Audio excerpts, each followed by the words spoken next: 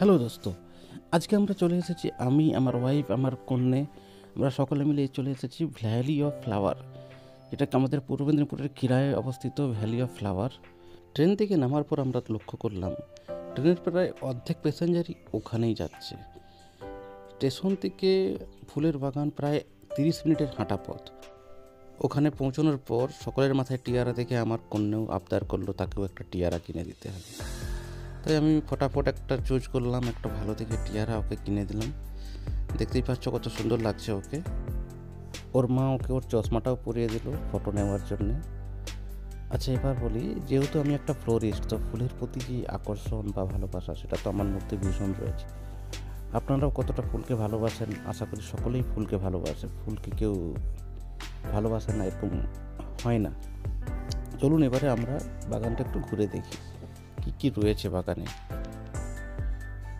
আমি প্রথমে দেখতে পেলাম এখানে কিছু দোকান রয়েছে যারা আপনাকে ফুলের তোড়া, টিয়ারা এসব বানিয়ে দিচ্ছে।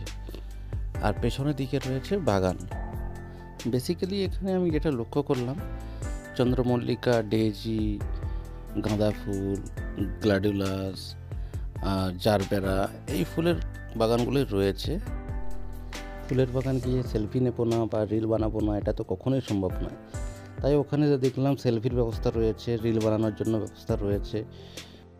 এটা তো হলো বড়দের কথা, কিন্তু যারা বাচ্চা গিয়েছে তারা তো ফুলের সেরকম এখনও কিছু বোঝেনি। তাদের জন্য রয়েছে ওখানে জাম্পিং জ্যাক, আরও বিভিন্ন রকম খেলনার ব্যবস্থা। দেখতেই পাচ্ছ আমার কন্যা উঠছে। প্রথমটা একটু ভয় পাচ্ছিল, তারপর যখন আরও দেখলো যে আরও বাচ্চা ওখানে রয়েছে, খেলা করছে, লাফাচ্ছে, তারপরে ও সাহস করে চলে গেল ওদের সাথে। দেখতেই পাচ্ছ কীভাবে ওঠার চেষ্টা করছে ওপরে। ওর ওখানে এত ভালো লাগছিল যে ওকে আমরা নামাতেই পারছিলাম না। কতক্ষণ ধরে ট্রাই করলাম যে চলো চলো বাড়ি যেতে হবে, চলো, বাট ও নামতেই যাচ্ছিল না। ফাইনালি ও ওখান থেকে নামার পর আমরা চিন্তা করলাম আরও কিছুক্ষণ ওখানে ঘোরাফেরা করব। তারপর আমরা ওকে একটা জাম্পিংয়ে ওঠালাম। ওর খুশি দেখে সত্যি আমাদেরও খুশি অনুভব হচ্ছিল, কারণ আমরা খুব আনন্দ পাচ্ছিলাম ওর খুশি দেখে। বাচ্চাদের খুশিটাই তো সব থেকে বড় খুশি, বলুন। এই প্রথম ও জাম্পিংয়ে উঠেছে, তো ওর যে আনন্দ, ওর যে ওর মনের মধ্যে যে আনন্দ, সেটা আপনারা দেখতেই পাচ্ছেন কীভাবে ও লাফাচ্ছে, এদিক ওদিক হচ্ছে, সেটা আর বলার নেই। ওখান থেকে বেরোনোর আগে ভাবলাম এখানে একটু কিছু খেয়েই যাই, কারণ বাড়ি পৌঁছতে এখনও টাইম লাগবে অনেক। ফেরার সময় আমাদের মনটা খুব খারাপ হয়ে গেছিলো এই বাড়িটা দেখে।